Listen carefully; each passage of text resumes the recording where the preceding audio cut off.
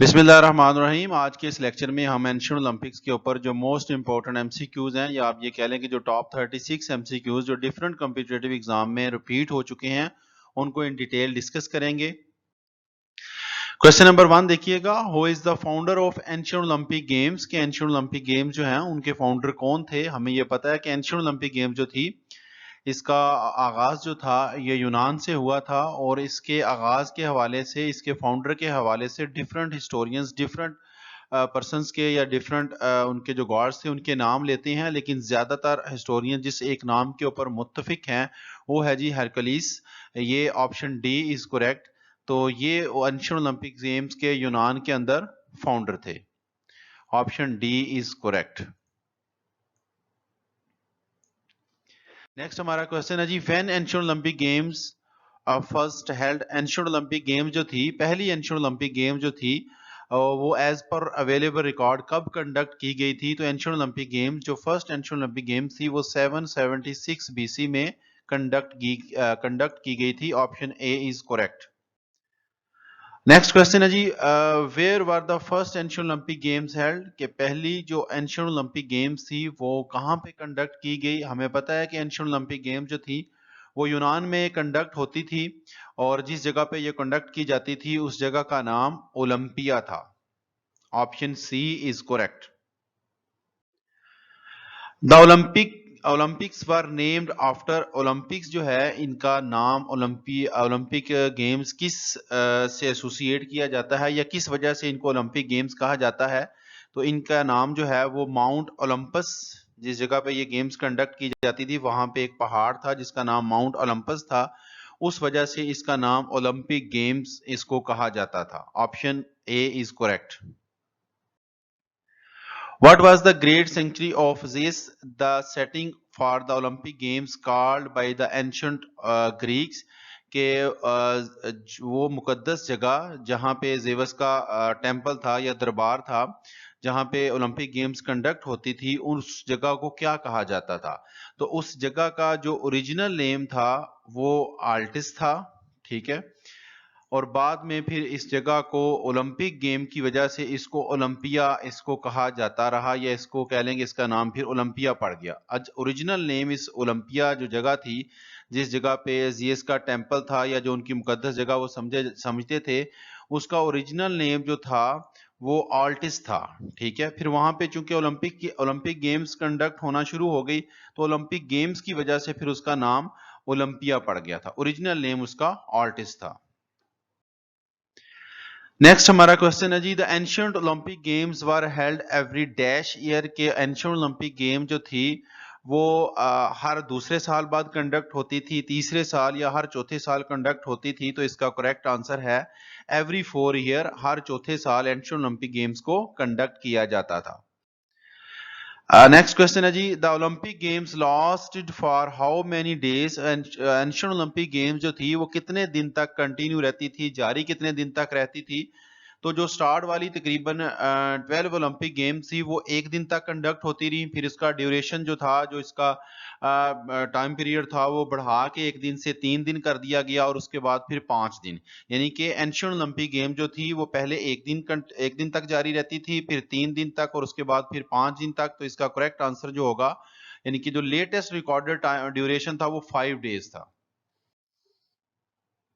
On the dash day the athletes and judges took an oath to respect rules of games in ancient Olympic games।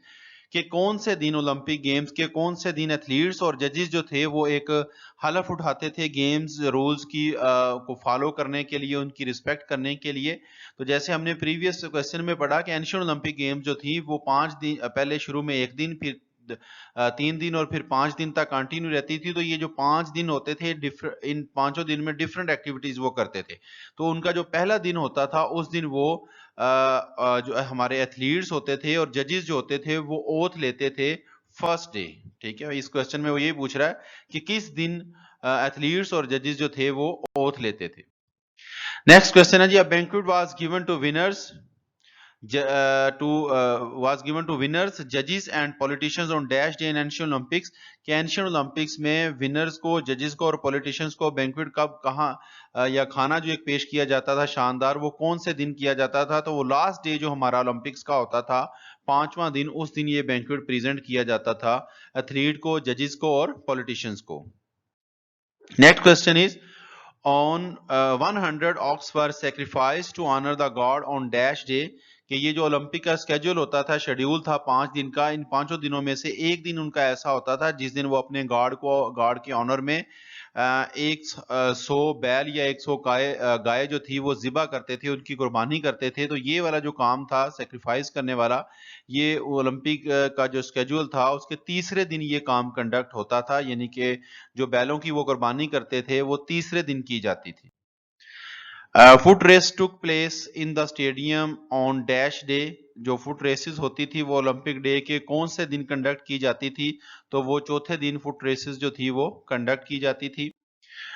उसके बाद next है जी, in dolichos race the athletes cover the dash distance. हमें पता है कि ancient Olympics में जो रेस होती थी वो एक स्टेट रेस थी, या जिसको हम स्टेडियन भी कहते थे, ठीक है, स्टेड या स्टेडियन। इसका जो डिस्टेंस होता था वो 192 मीटर होता था, ठीक है। दूसरी रेस जो होती थी उसको डबल स्टेडियम भी कहा जाता था, ठीक है, डबल स्टेडियम या डॉलर्स भी इसको कहा जाता था। इसका जो डिस्टेंस बनता था ये 2 मल्टीप्लाई बाई 192 मीटर, ठीक है। और तीसरी रेस जो होती थी वो डॉलिकॉस रेस थी, ये लॉन्ग डिस्टेंस रेस इसको समझा जाता था। डॉलिकॉस रेस जो थी ये लॉन्ग डिस्टेंस रेस थी। ये जो स्टेट रेस या इसको स्टेडियन या स्टेडियम रेस भी बोलते थे, दूसरी डबल स्टेडियम होती थी, ये दोनों रेसेस जो थी ये शॉर्ट रेसेस थी। डॉली कॉस रेस जो थी ये लॉन्ग डिस्टेंस रेस होती थी, ठीक है। और इसका जो डिस्टेंस होता था वो 7 से 24 लैप, उसका जो स्टेडियम होता था उसके 7 से 24 लैप मुकम्मल करने होते थे। और ये तकरीबन जो डिस्टेंस बनता था 7 से 24 लैप मुकम्मल करने से ये 5 किलोमीटर बनता था। तो यहाँ पे इस क्वेश्चन में वो हमसे ये पूछ रहा है कि डॉली कॉस रेस जो थी उसमें एथलीट कितना डिस्टेंस कवर करता था, तो उसका आंसर होगा 5 किलोमीटर। नेक्स्ट है जी, who were not allowed to participate in ancient Olympics. Ancient Olympics में किसको पार्टिसिपेट करने की इजाजत नहीं थी? तो उसमें विमेन भी पार्टिसिपेट नहीं कर सकती थी, स्लेव्स जो थे, गुलाम जो थे, वो भी पार्टिसिपेट नहीं कर सकते थे, फॉरेनर्स जो थे यानी कि अदर देन ग्रीक, यूनानियों के अलावा कोई पार्टिसिपेट नहीं कर सकता था। तो इसका करेक्ट आंसर जो होगा ऑल ऑफ अबव, कि ये तमाम लोग जो थे ये इनको इजाजत नहीं थी, फीमेल को, स्लेव्स को और फॉरेनर्स को। नेक्स्ट क्वेश्चन है जी, the ancient Olympic games were made a part of religious festival in the honour of with mythological deity, कि एंशियंट ओलंपिक गेम जो थी वो उनके एक मजहबी त्यौहार का हिस्सा थी जो उनके एक गॉड के ऑनर में कंडक्ट की जाती थी। तो उस गॉड का नाम क्या था? उस गॉड का नाम था Zeiss. which of the following was placed on the head of winner of the ancient Greek Olympics?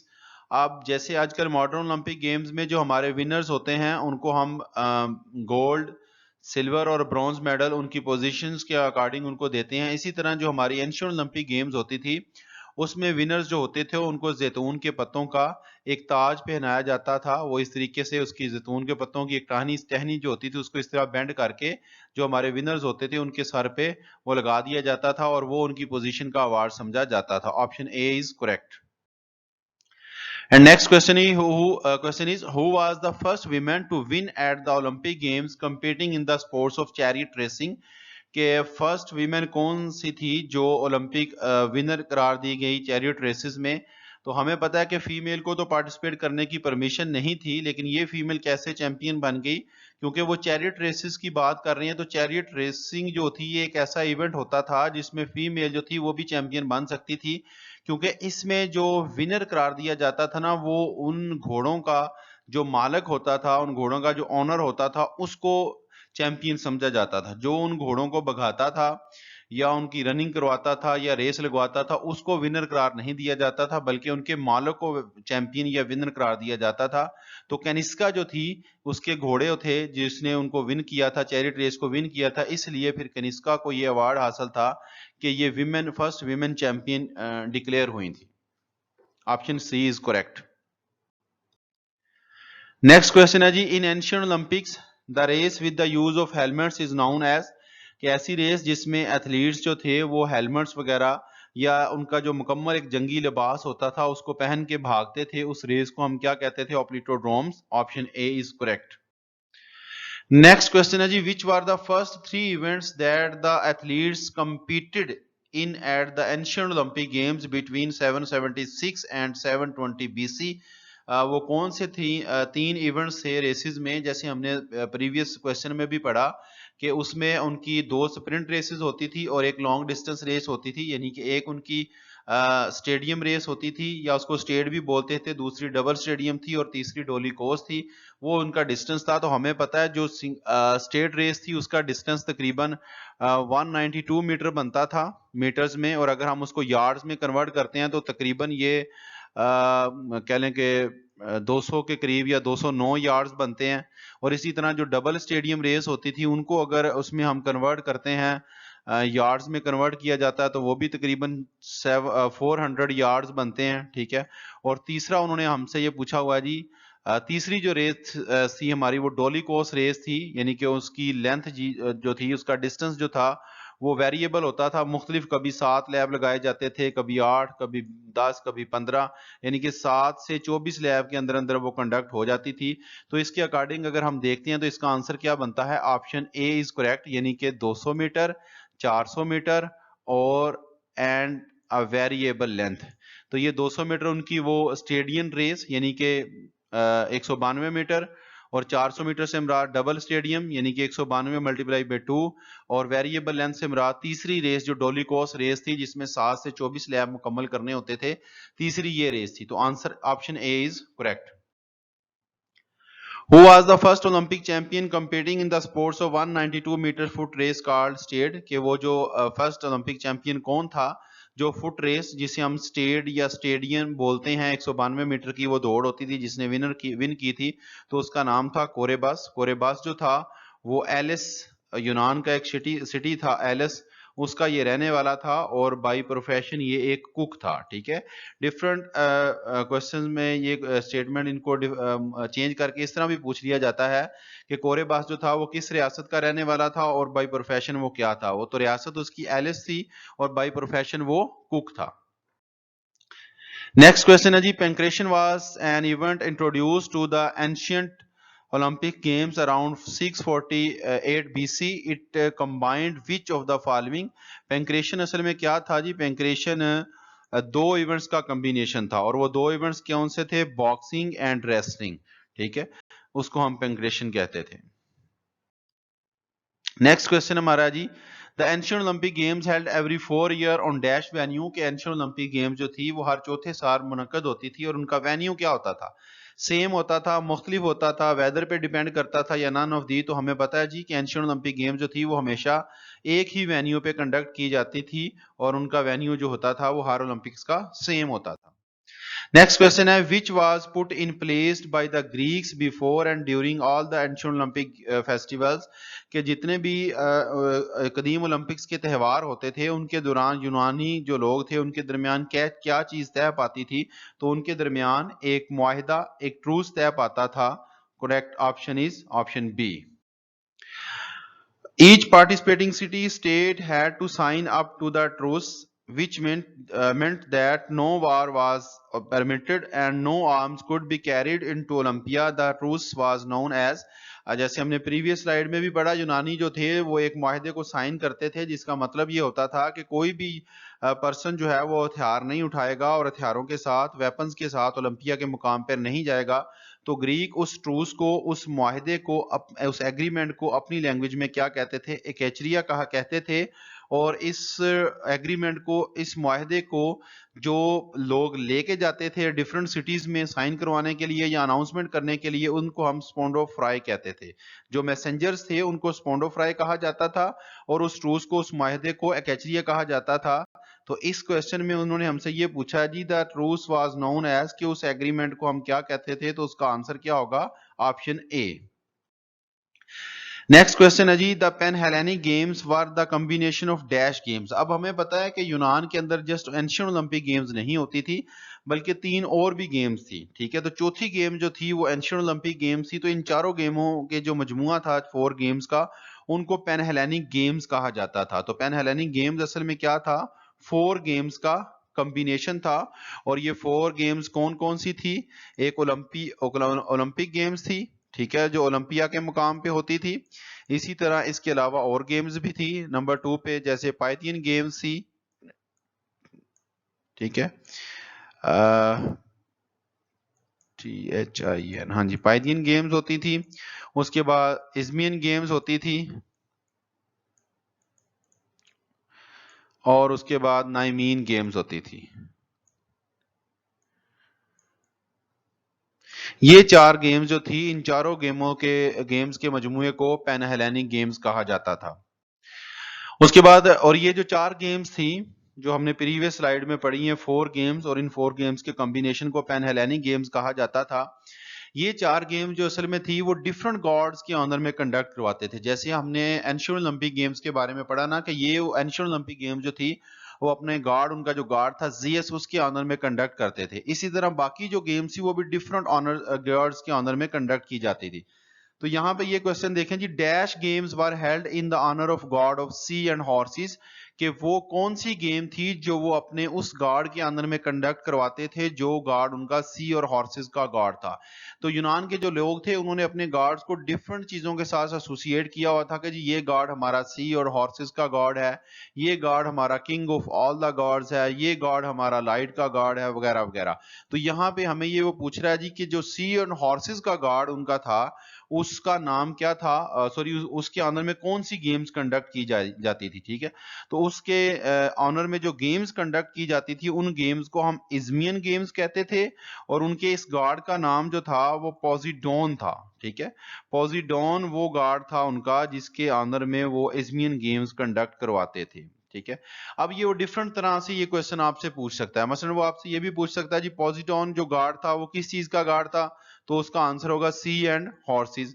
दूसरे नंबर पे वो ये पूछ सकता है पॉजिडोन के ऑनर में कौन सी गेम्स कंडक्ट करवाई जाती थी, तो उसका आंसर होगा इज़मियन गेम्स। तीसरे नंबर पे इस क्वेश्चन को इस तरीके से पूछा जा सकता है जी, इज़मियन गेम्स जो थी वो किस गॉड के ऑनर में कंडक्ट की जाती थी, तो उसका आंसर होगा पॉजिडोन गॉड जो था उसके ऑनर में ये गेम्स कंडक्ट की जाती थी।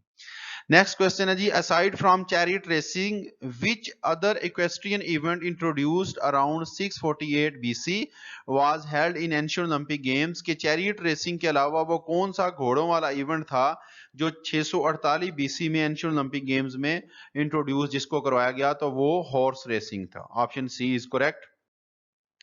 नेक्स्ट क्वेश्चन है जी, all of the following games were included in Panhellenic games except, के ये तमाम गेम्स जो हैं ये पैन हेलेनिक गेम्स का हिस्सा थी किस एक गेम के अलावा।